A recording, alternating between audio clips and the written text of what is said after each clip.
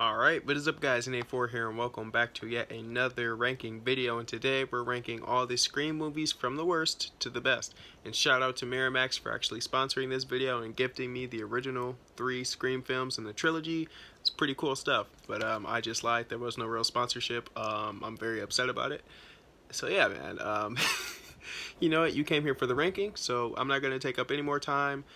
But definitely feel free to drop a like, share, subscribe if you're new. It helps out a ton. But yeah, enjoy the video.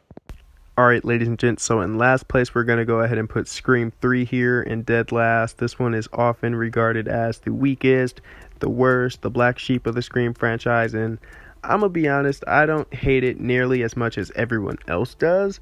But the movie does have its flaws, it does have its problems, and it's pretty messy for the most part. But there is a little bit of fun to be had every now and then, but you have to understand this was supposed to be the last Scream movie. This was supposed to be the concluding to the trilogy and everything, and it doesn't make sense because Neve Campbell is barely even in this movie. Like, your main character, Sidney Prescott, is barely present in like the closing chapter of the Scream movie. That makes no sense. And I get it, she had other things that she had to film. She had, lots of scheduling issues, so she could barely be present. So that's why whenever I watch this movie, I'm just like, this seems like a Gale and Dewey kind of movie. And her absence is felt in this movie, which is kind of a shame because every scene that she's in, it's pretty good, so it needs more Sidney in this movie. Don't get me wrong, I don't dislike Gale or Dewey, I do, but, we live for Sidney, okay? We live for Sidney. And the killer reveal for this one is kind of messy as well. This character that no one really knew, no one really cared about, no one really wanted. And it has a lot of goofy characters in this one. Like, there's a scene in the movie where all the power in the house gets cut off and then somehow the fax machine still works. That makes no sense. Like, the killer's able to steal people's voices and mimic them. And that kind of technology doesn't even exist till this day, yet alone the year 2000. So that makes no sense either. And they want you to believe that Roman is the only killer, which makes no sense. Like, how did this guy get all the way over here, all the way over there? Like, it makes no sense. Now, people do speculate that Angelina was the accomplice. She helped him out, but it's never really confirmed. So Roman is kind of like the solo act in this movie, and it's kind of just messy. They give Jamie Kennedy a cool little cameo and everything in the movie, and there's also like an additional scene with Carrie Fisher, basically just referencing Star Wars and how her character Princess Leia and everything, which is pretty cool. But Scream 3 is just messy, it's just all over the place, and it's bad. Alright, so in fourth place we're going to go ahead and put Scream 4 here. Okay, this movie is interesting. It came out all the way back in 2011, and it feels kind of dated now, like with all the technology and stuff that they use and the references and stuff. So it feels kind of dated now, and for someone who really loves cameras and photography, this movie really bothers me because the camera work, it just looks like they got grease all over the lenses or something, or all the characters are just extremely pale, and it just bothers me. I hate it. But this movie, it's interesting. I really do like some of the characters, like Jill and Kirby. I thought that they were some pretty cool additions, but they're about it. This one is pretty much going for the whole, new generation, new rules, times of change type thing, which is interesting, but this movie just, I don't know. I don't dislike it. It's just like, I don't think it ages that well. It has some brutal kills, it has some funny moments and everything, but it just feels like when I'm watching this one, I'm just like, like, I'll watch it, but just leave it on in like the background or something, you know what I'm saying? And I don't know, this movie, it gets points though. It gets points because some of the shooting locations, they actually did shoot in Ann Arbor, Michigan, where I just happened to be born, so go blue. But that's about it. And Kirby, she was a pretty good performance. I really enjoyed her character in this movie. I wish we got to see more of her. Anthony Anderson's character, the cops characters, they were pretty cool as well. They pretty much there for just like comedic effect and everything, and it's fine. The killer reveal, one half of them was cool, the other one wasn't. And I do really like the ending for the movie, how Jill actually gets what she wants. She wanted to be famous, she wanted to be known, she wanted to be relevant, and she gets that, but at the cost of her life. And I love that ending. I think that's pretty cool. I actually really enjoy that. But I don't know. Other than that, this movie, for me, it just feels like it's just kind of there. Like, it's fine. I'll watch it if it's on, you know what I'm saying? But for me personally, it's just like, it felt a little bit flat. Alright, so in third place, I'm actually going to go with the most recent Scream film, and that's going to be Scream 5 2020. I know some people probably haven't seen the movie yet, but the movie's been out for months now, so I'll try not to spoil anything too significant or anything, but I already did the movie review for it, so you can check that out if you want to. But this movie is pretty good. I know what you might be thinking, like, oh, if it's in third place, it's not good. Oh, it's just mid. But it's not that. It's not that. Okay, it's not that. It's the fact that the two above this one feel like they top it. Maybe it's nostalgia. Maybe I just genuinely believe that there are better films. But I'd probably have to rewatch this one a few more times. Compared to the other Scream films, I haven't seen this one nearly as much as those. So I'd probably have to watch this one a little bit more in order to like make it higher or anything. I mean, I really enjoyed watching it, but there were two things in this movie that I just could not stand. And that would be the de-aging effect on a certain character and the disrespect to a certain character. I'm not going to say who it is, but if you know, you know. But Scream 5, very solid, very enjoyable, but I just don't think it tops the classics just that much. It's very meta, you know, it's very updated, younger people, you know, the next gen. It's cool stuff, but I just think that the two above this one is just something that makes them significant, just something that makes them above this one in, you know, different aspects. So although it's a very good movie, it's just not quite there yet.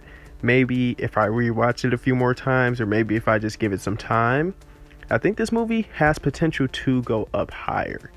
It's better than 3 and 4 though, in my opinion, but we'll see. Scream 5 is a good time, you know, can't really go wrong with it that much, but you know, it's not there yet. It's not a classic. It's not a cult classic just yet. So I'd give it some time. We'll see. Alright, so ladies and gents, in second place, the runner-up for me personally, I'm going to go ahead and go with Scream 2. Alright, this is what I like to call a worthy sequel. So, you know, basically what that means for me is, you know, it can rival the first one, okay? On a good day, maybe it may switch, I don't know. Or if you say, like, you enjoyed this one better than the first one, I'm not going to be mad at you, okay? So I think this one is a worthy sequel. This one knew that the first movie was a hit. It knew that it was something special about it. And this one is going for the bigger and badder approach, which I really enjoy. And for the most part, it rivals the first one to a good extent, okay? It's pretty much the same exact movie, just in college, just a different setting. And it's fun. Although I don't think it's better than the first one, that's just my personal opinion, I do think it's a pretty good movie. And especially at the time, you have all these new characters added to it. You know, you got Sarah Michelle Gellar off her fame of Buffy the Vampire Slayer. We got Joshua Jackson coming off his fame of Dawson's Creek. We got, you know, Omar Epps, Jada Pinkett, Jerry O'Donnell, all these characters coming in to join the fun. And I love the scene with Jamie Kennedy, you know, character Randy just talking to the film class about how sequels suck, and then the whole debate about it because it's a sequel in itself. So I really love how self-aware it is.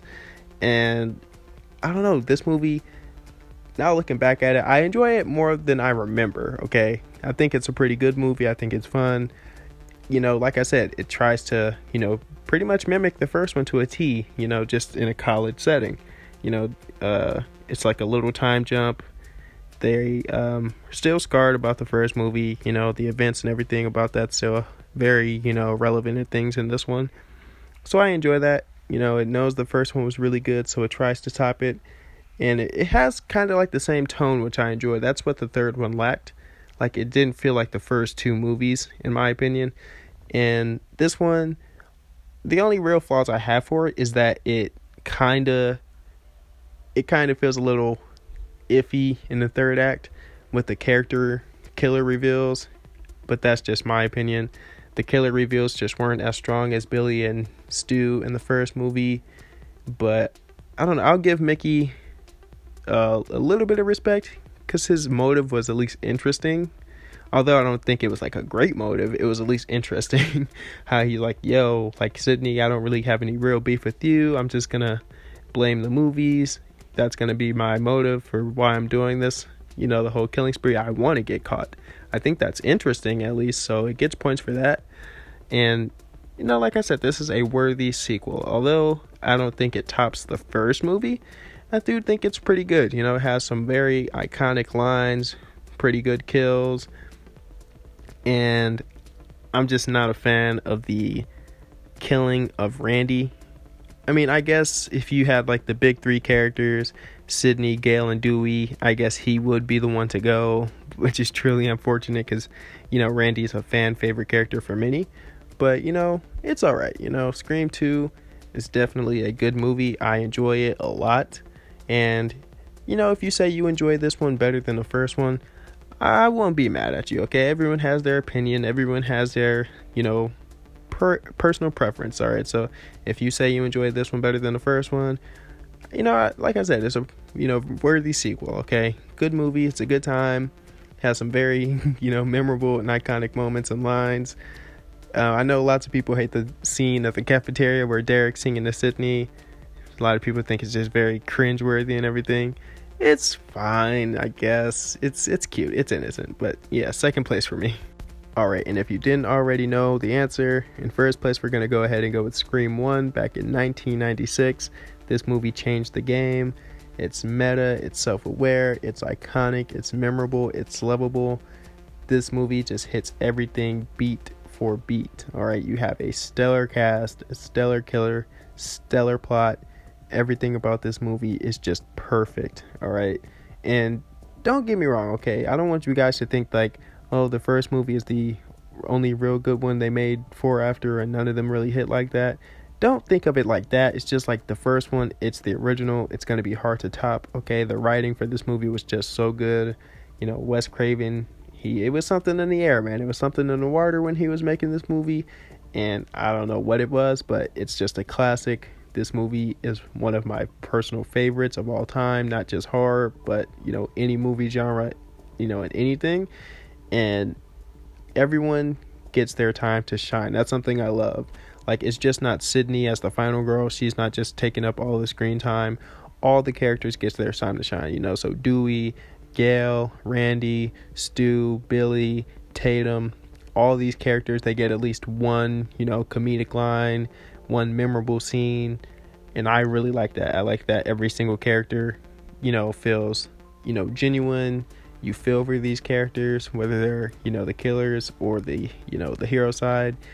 And you cannot like, you know, you cannot hate Billy and Stu, even though they're the killers, even though they're trying to kill our main protagonist.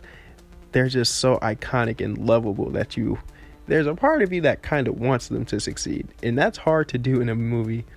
And the thing is, these characters can die at any point in time. Okay, this isn't like, you know, resurrection. They can come back anytime. This character is going to be back in the, you know, the sequel or anything like that. Like, once you're gone, you're gone. Okay, like, you may get like a little cameo or reference or something like that, but if your character's dead, you're dead. So that's what I really do enjoy about the Scream movies. In this one, it just hits different. Okay, I love this movie. I love the ghost face mask, and the kills aren't that gruesome. Okay, it's not like, you know, the Saw movies where it's like torture porn, but it's not like, you know, too tame, you know. So I enjoyed the kills for what they are, you know, like a little stab, you know. I think it's pretty solid, you know. And the Scream franchise, pretty respectable. I love all the movies, even 3 and 4. I know I made it seem like I really dislike those movies, but I don't.